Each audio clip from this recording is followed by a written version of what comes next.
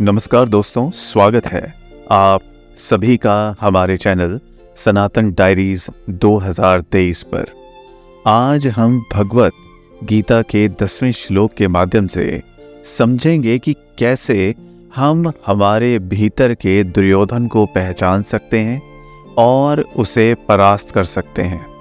हमारे भीतर का दुर्योधन, जी हाँ, हम सभी के भीतर कहीं ना कहीं एक दुर्योधन छिपा होता है जो अहंकार, भय और असुरक्षा से प्रेरित होकर हमारे जीवन को प्रभावित करता है। यह वही दुर्योधन है जो हमारे मूल्यों से हमें भटका देता है और हम खुद को भौतिक ताकत, धन और संख्या बल के भ्रम में खो देते हैं। लेकिन हमें यह समझना जरूरी है कि यही दुर्योधन हमारे पतन का कारण बन सकता है। श्रीमद् भगवद गीता का श्लोक, इसमें दुर्योधन कहता है कि कौरवों की सेना असीमित बल रखती है जबकि पांडवों की सेना सीमित बल के साथ है। लेकिन वास्तविकता यह है कि दुर्योधन की सोच केवल बाहरी शक्ति और भौतिक साधनों पर निर्भर करती थी, जबकि पांडवों का बल धर्म, सत्य और नैतिकता पर आधारित था। यह श्लोक हमें यह सिखाता है कि दुर्योधन का अंधविश्वास और अहंकार उसे पतन की ओर ले जा रहे थे। अब आइए जानते हैं कि कैसे हम सबके भीतर एक दुर्योधन मौजूद होता है और यह हमारे जीवन को कैसे प्रभावित करता है और ये किन किन रूपों में है। आइए जानते हैं। दुर्योधन अहंकार के रूप में। हमारे भीतर का दुर्योधन सबसे पहले हमारे अहंकार में प्रकट होता है। संस्कृत में अहंकार शब्द का अर्थ है मैं या स्वयं की भावना, अर्थात स्वयं की पहचान या अस्तित्व की अनुभूति। यह शब्द दो भागों से बना है, जिसमें पहला भाग है अहम यानी कि मैं, दूसरा भाग है कार यानी कि कर्तव्य या निर्माण। इस प्रकार अहंकार का शाब्दिक अर्थ है मैं का निर्माण या स्वयं की भावना। यह उस मानसिक अवस्था को दर्शाता है जिसमें स्वयं को अन्य सभी से भिन्न, अधिक कर्तव्यपरायण या श्रेष्ठ माना जाता है और अपने अस्तित्व, अपने गुणों और कार्यों पर गर्व किया जाता है। इस प्रकार अहंकार का शाब्दिक अर्थ है मैं का निर्माण या स्वयं की भावना। यह उस मानसिक अवस्था को दर्शाता है जिसमें व्यक्ति स्वयं को अन्य सभी से भिन्न, अधिक कर्तव्यपरायण या श्रेष्ठ मानता है और अपने अस्तित्व, अपने गुणों और कार्यों पर गर्व करता है। हम सोचने लगते हैं कि हमारे पास जो है वह सबसे अधिक है, चाहे वह धन हो, शक्ति हो या फिर कोई उपलब्धि हो। यह अहंकार हमें दूसरों से दूर कर देता है। हमें यह समझना होगा कि सच्ची सफलता केवल बाहरी चीजों में नहीं है, बल्कि वह हमारे भीतर की शांति और दूसरों के साथ सही संबंधों में है। अहंकार का त्याग करके हम अपने जीवन में सच्चे विकास की ओर बढ़ सकते हैं। अब यहां प्रश्न निकल कर आता है कि कोई व्यक्ति अहंकार का त्याग कैसे कर सकता है या अहंकार की भावना से स्वयं को दूर कैसे रख सकता है। आइए जानते हैं। अहंकार का त्याग एक गहरी आत्मिक और मानसिक प्रक्रिया है जिसके लिए विनम्रता और सही दृष्टिकोण की आवश्यकता होती है। चलिए मैं आपको अहंकार पर विजय प्राप्त करने का सबसे अचूक उपाय बताता हूं। इस अभ्यास को अवश्य अपने जीवन का हिस्सा बनाएं। स्वयं से प्रतिस्पर्धा करें।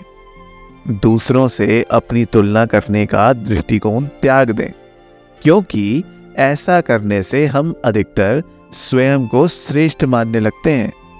तब अहंकार का जन्म होता है। मैं ये नहीं कहूंगा कि आप श्रेष्ठ नहीं हैं या नहीं हो सकते। चलिए इसे सरल कर देते हैं। आप वास्तव में श्रेष्ठ हैं, परंतु अब आगे क्या? अब केवल और केवल स्वयं से तुलना शुरू कर दीजिए, क्योंकि मेरा मानना है कि आप जैसे श्रेष्ठ व्यक्ति को केवल श्रेष्ठ व्यक्ति से ही स्वयं की तुलना करनी चाहिए। स्वयं को चुनौती दीजिए और प्रतिस्पर्धा कीजिए। अगर आप जीते तो ठीक, अन्यथा हारने से आपको आपकी सामर्थ्य व सीमाओं का ज्ञान होगा, जिससे आपके मन में अपने आप अहंकार का नाश होने लग जाएगा। इसका एक लाभ और भी है। स्वयं से यह हार आपको अपनी कमियों पर काम करने के लिए प्रेरित भी करेगी। दुर्योधन गलत संबंध और स्वार्थ के रूप में आपके जीवन में किस तरह आपको हानि पहुंचा सकता है, अब ये जानते हैं। दुर्योधन का हर रिश्ता स्वार्थ पर आधारित था, चाहे वह भीष्म से हो या कर्ण से। यह संबंध केवल और केवल लाभ के लिए थे, जो अंततः उसे अकेला कर गए। सही और सच्चे संबंध हमें जीवन में स्थिरता और समर्थन प्रदान करते हैं, जो हमारी सफलता का आधार बनते हैं। क्या कभी आपको ऐसे मित्र या रिश्तेदार पर क्रोध आएगा जो आपको केवल और केवल किसी कार्य के लिए ही फोन करता है या करती है? पहले बात शुरू होती है नैतिक व्यवहार से, जिसमें आपका हाल चाल पूछा जाता है। और जब आपको लगने लगता है कि इस धरा पर कोई है जिसको इस बात से कोई लेना देना है कि आप कैसे हैं, और तभी अचानक आपके कानों में यह वाक्य गूंज उठता है, अच्छा सुन, मैंने तुझे एक काम के लिए फोन किया था। और बस सारा का सारा सौहार्द सामने वाले के स्वार्थ रूपी हाथी के पांव तले कुचल दिया जाता है। अब यहां पूछने वाला प्रश्न यह है कि कहीं आप तो दूसरी ओर नहीं होते? अपने ऐसे व्यवहार को लेकर क्या आप तो किसी की घृणा या क्रोध का कारण तो नहीं बन रहे?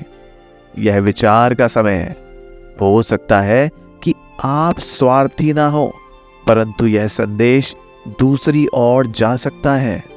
इसलिए हमें अपने संबंधों को सच्चाई और विश्वास पर आधारित रखना चाहिए। स्वार्थी संबंध हमें असफलता की ओर ले जाते हैं।